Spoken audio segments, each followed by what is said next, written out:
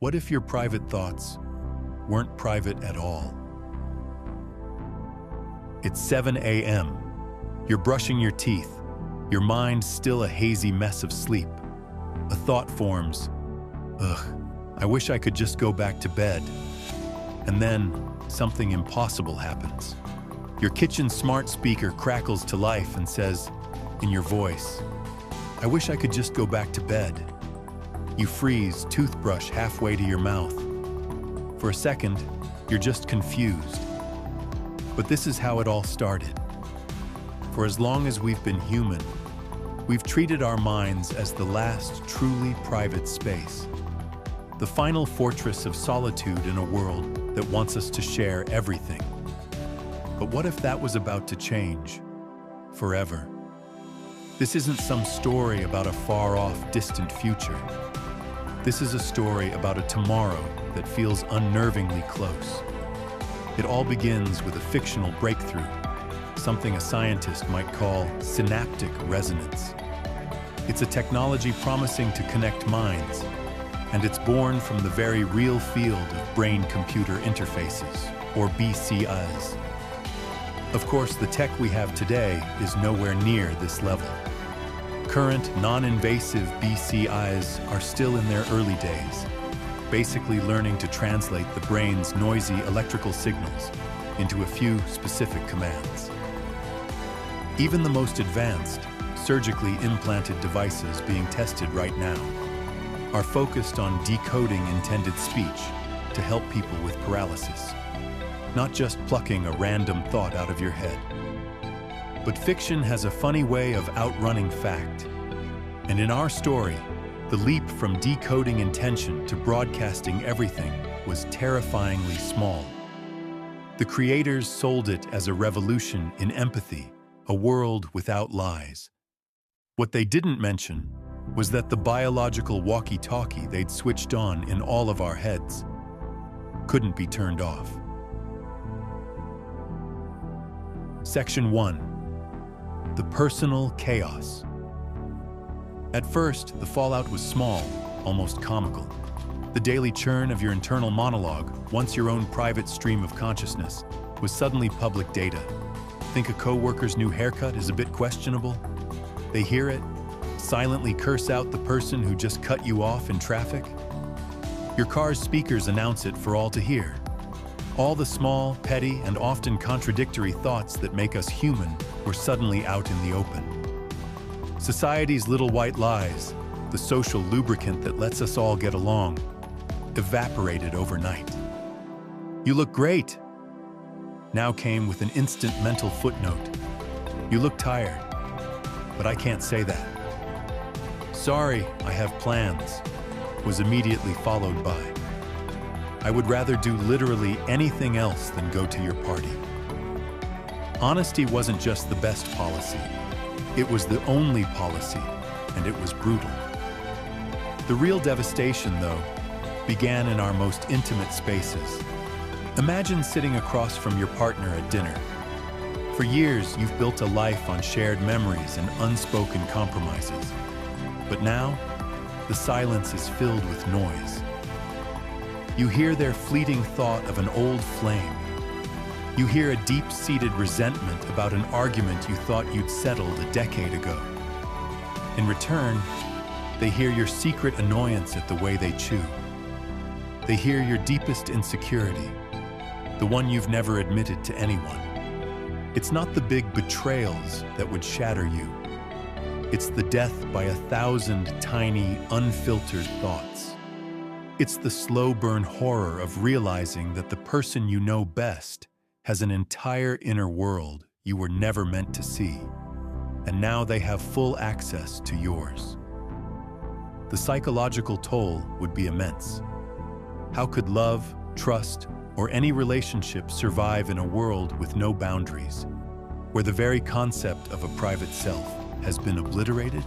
If everyone around you could hear your thoughts right now, would your relationships make it through the day? The truth is, most of us depend on the gap between what we think and what we say. We curate ourselves. We present a carefully edited version of our mind to the world. When that filter becomes impossible, the chaos isn't just external. It's a fundamental crisis of the self. Who are you when everyone knows everything you are? Section 2. The societal breakdown. The personal chaos was just the first wave. As soon as you zoom out from the individual to society, the whole fabric of civilization starts to unravel. Our entire world is built on a single, foundational assumption. You can't really know what I'm thinking. Once that's gone, our institutions are next to fall. Take the world of politics. A head of state stands at a podium, delivering a beautiful speech about unity and peace. But on every screen, a live feed of their actual thoughts scrolls by. This is so boring. I hope they're buying this performance. I can't believe I have to shake hands with him later. He knows I can't stand him. Diplomacy dies on the spot. Treaties become impossible when every nation's private strategy and secret contempt is public knowledge. Elections would just become a contest of who has the least offensive internal monologue, a race to the bottom of mental blandness. Then you've got the legal system. In most places, thoughts aren't crimes. But in this new world, that line blurs into nothing. An intrusive, angry thought, like, "I'm so angry I could kill him," is now a public broadcast. Does that count as a threat? Is it a pre-crime? The courts would be flooded with cases built not on actions, but on fleeting emotional impulses. Proving intent becomes a philosophical nightmare when every thought, rational or not, is admissible evidence. How do you tell the difference between a dark fantasy and a premeditated plan? The very idea of innocent until proven guilty crumbles when the mind itself is treated as a perpetual crime scene. And the economy? The global market basically runs on information asymmetry, knowing something your competitor doesn't. Now, there are no more secrets. A CEO's flicker of doubt about quarterly earnings is enough to crash a stock. A single trader's gut feeling triggers a market-wide panic. Negotiations, corporate strategy, trade secrets, all of it becomes public domain the second it's conceived. The result is total paralysis.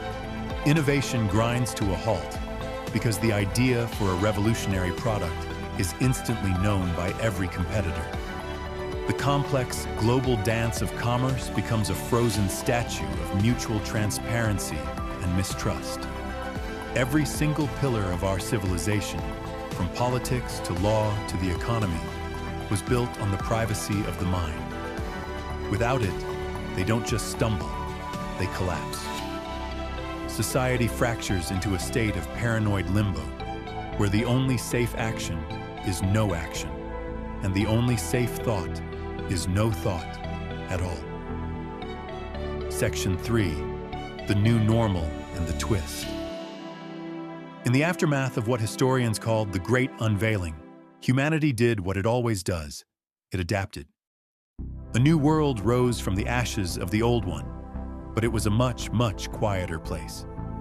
The most valuable skill in this new era wasn't intelligence or creativity or charisma. It was silence. Mental silence. People began to train themselves through intense and often painful discipline to simply not think. To empty their minds and starve the internal monologue that had become a public menace. A state of cognitive emptiness, once the goal of monks and mystics, became the ultimate status symbol. Cities grew quieter. Conversations became sparse and purely functional. The vibrant, chaotic noise of human consciousness was replaced by a sterile, humming void. But of course, a counterculture emerged. They called themselves the unfiltered. These were communities who chose to embrace the chaos. They leaned into radical, brutal honesty, celebrating every thought as valid and every impulse as true. To the silent majority, they seemed unhinged and dangerous, but to themselves, they were the only ones who were still truly human. They argued that the pain of total transparency was the price of a true connection, and that the old world was just a sham built on lies anyway. Were they insane, or were they the only ones left who were truly free? This was the New World Order, a silent, fearful majority and a loud, chaotic minority. And right in the middle of it all, the corporation that had unleashed synaptic resonance finally revealed the truth. The broadcast, they explained, wasn't a glitch. It was the greatest data-gathering operation in history.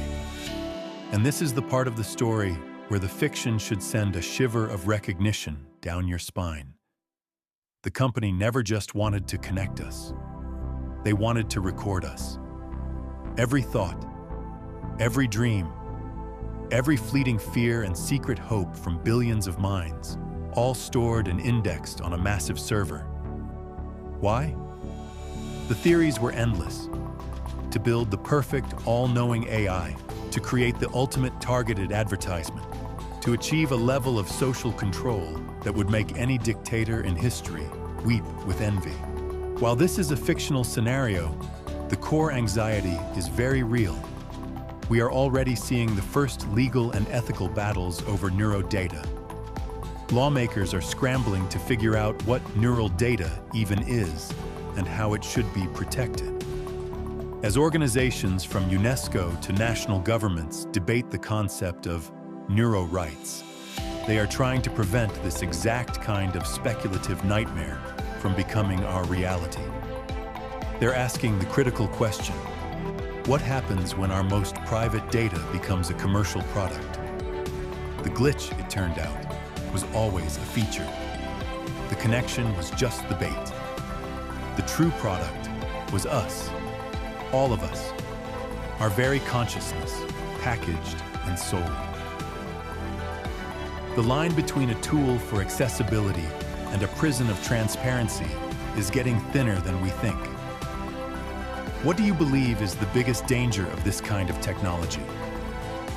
Let us know your thoughts, for now, the private ones, in the comments below.